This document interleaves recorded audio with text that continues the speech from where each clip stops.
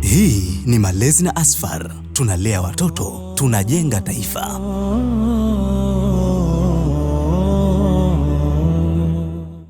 Assalamu alaikum warahmatullahi ta'ala wabarakatuh. Mimi naitwa Asfar na hii ni Yajue Yaliyojificha. Leo katika kipindi hichi nitakuelezea mambo ambayo ukifanya huenda akakusaidia kulea kijana wako akawa ni kijana mwenye hekima na wewe na yeye mkawa na mahusiano mazuri. Unajua mtoto mkiwa na mahusiano mazuri, maisha yanakuwa kidogo mepesi na hata ule ulezi wake unapungua zile changamoto.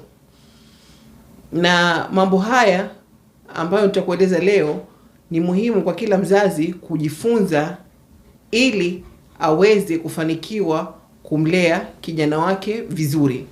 Mtoto anapofikia miaka 14 au 13, 14, hiyo tunasema teenager, wakati huu lazima kuwe na mikakati maalumu ya kumsaidia mtoto ili akue vizuri.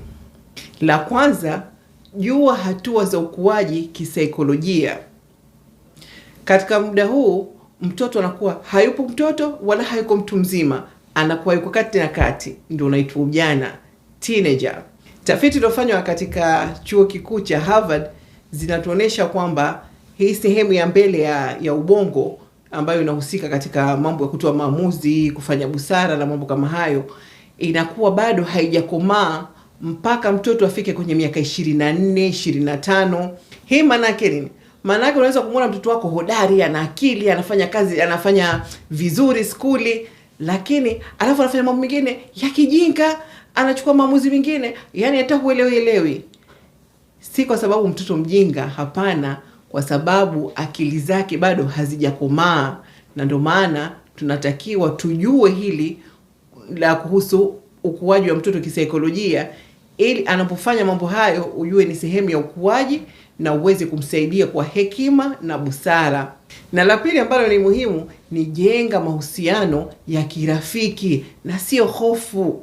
Najua umri huu watoto wana maudhi mengi, wana ujuaji mwingi, wana kujiona wao ndio wanajua sana, wao ndio bora, lakini bado kumbuka kwamba bado yuko mtoto na anahitaji kusaidiwa. Kwa hiyo ile kwa wewe uko karibu na yeye na urafiki, si kwa maana utakuwa mkatazi au utakuwa mfundishi, hapana, lakini awe na nafasi ya kujiona kwamba anasikilizwa, anapendwa, mawazo yake pia yanathaminiwa.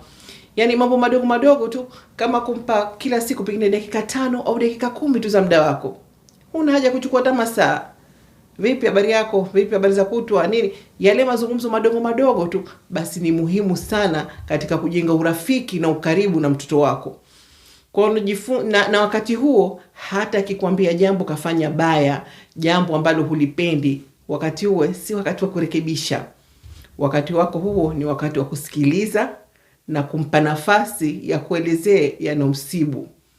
Ukitaka kurekebisha, tafuta wakati mwingine, pengine kwa siku nyingine, kama halina ulazima kwa kurekebishwa wakati huo, halafu mlijadili. Na nakwambia hivyo kwa sababu ikiwa kila kati alikwambia kitu utaripuka, kila kati unageuka na wakati wa ugomvi, unafikiri atakuja tena?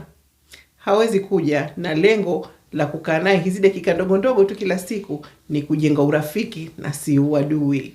Na kuna tafiti mbalimbali zinatuonesha kwamba kijana akiwa na mahusiano mazuri na mzazi au mlezi wake, basi si rahisi sana kuingia katika mambo ya madawa kulevya au akawa muasi. Na la tatu, fundisha busara kwa vitendo, sio maneno.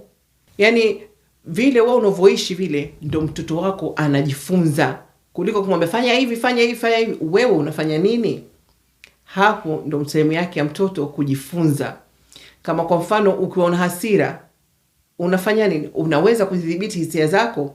Ikiwa unaweza kudhibiti hisia zako, basi mtoto anajifunza subra.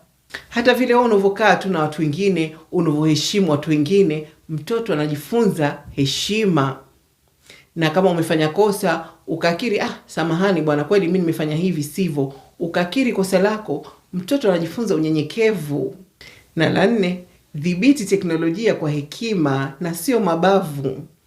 Unajua ile kama mtoto nipe simu, ukaichukua ukamnyongonya, ukaipiga na chini, ukaivunja, ili haimsaidii mtoto wala haisaidii katika kuboresha mahusiano yenu.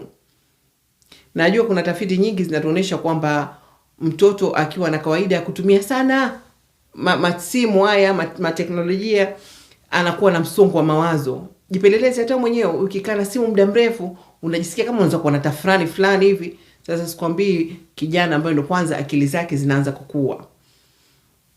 Kwa ni muhimu kwamba umwite kabla hajaanza kutumia simu.